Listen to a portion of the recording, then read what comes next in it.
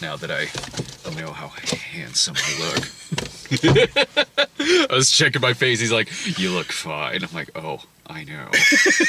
I'm just double checking. Triple checking. Thank you. I have to be turned on by myself when we do this." Oh, what he said off camera was much more graphic. Oh, it was. It was like, I have to do all of these reviews with a steel hard on. Go back upstairs afterwards and graphically masturbate. Anyway, the zombie movie we went to go see. So, movie theaters are back, baby. Temporarily, at least. Who knows how long they'll stay open. But it was enough for us to at least go in there like the good old days. Go in there and be like, let's see, what's playing here? The Judas and the Black Messiah. That's supposed to be really good. But, oh, wait, hang on. This Indian zombie movie called Zombie Reddy? What's this? This might be really, really random. Let's go into this completely blind. And we did. And we did. I don't know what the hell we just sat through. I know that it started out relatively questionable.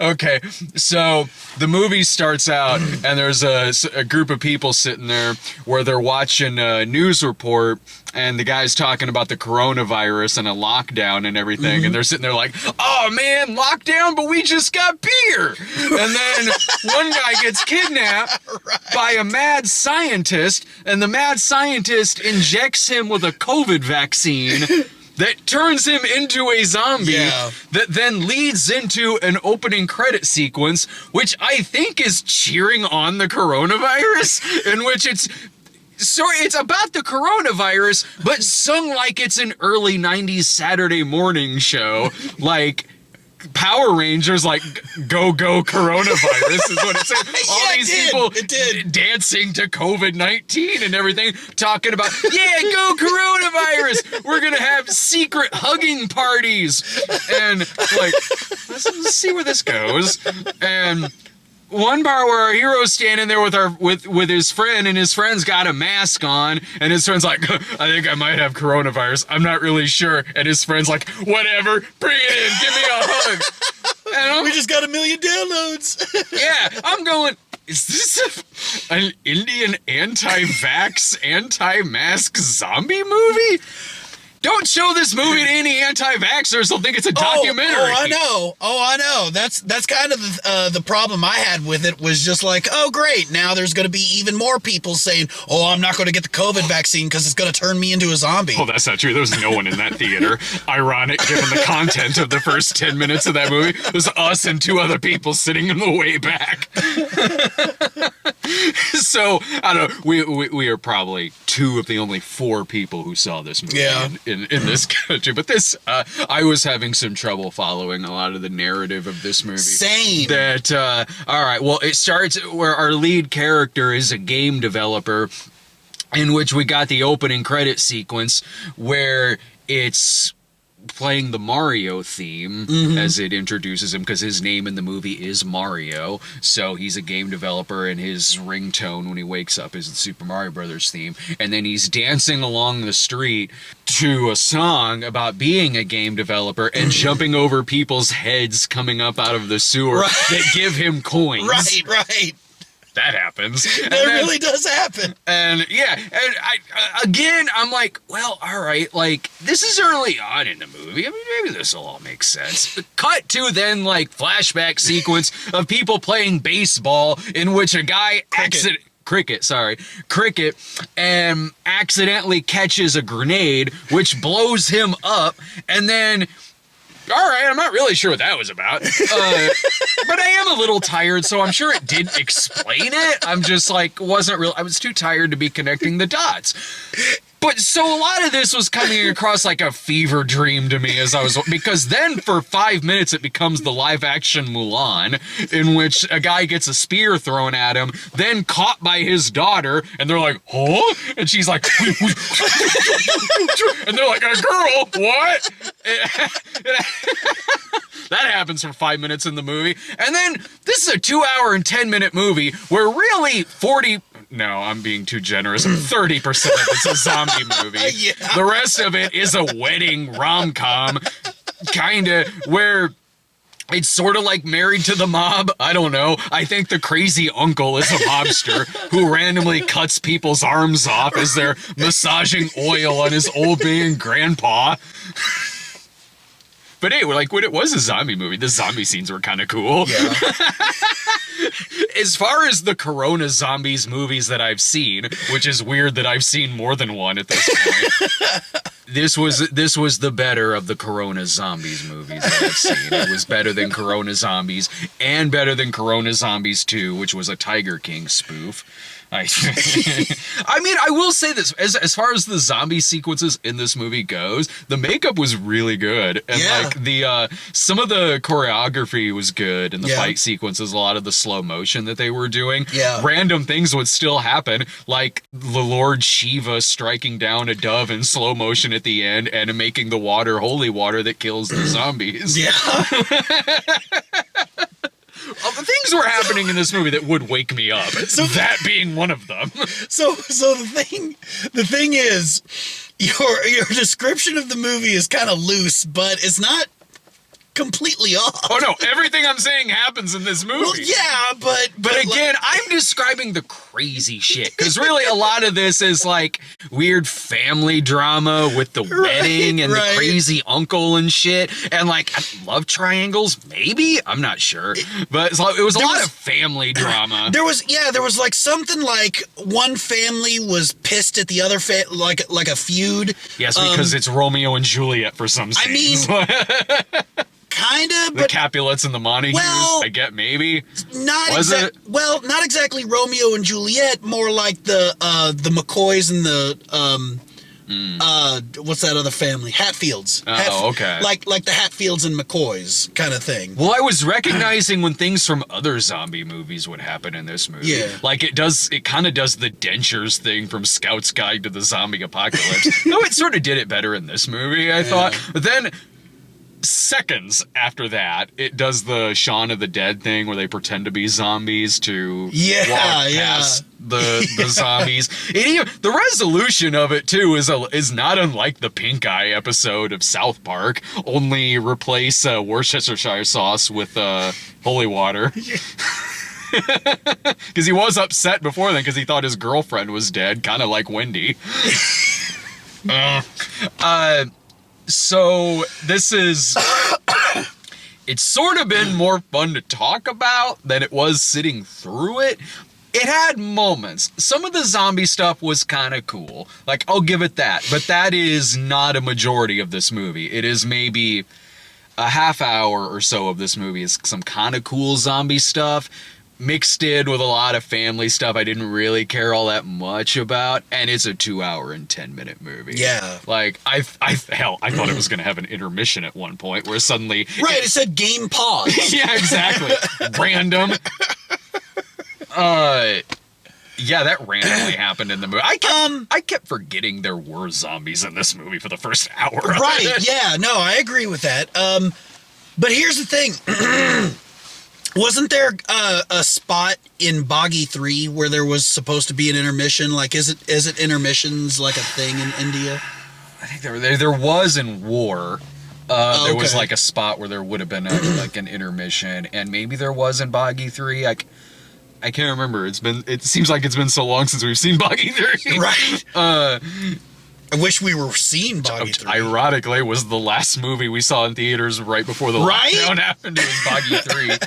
And now here we are back in theaters seeing an Indian movie. Seeing a Tollywood. This one about a Tollywood movie. This one about sort of about coronavirus. Right. Kinda.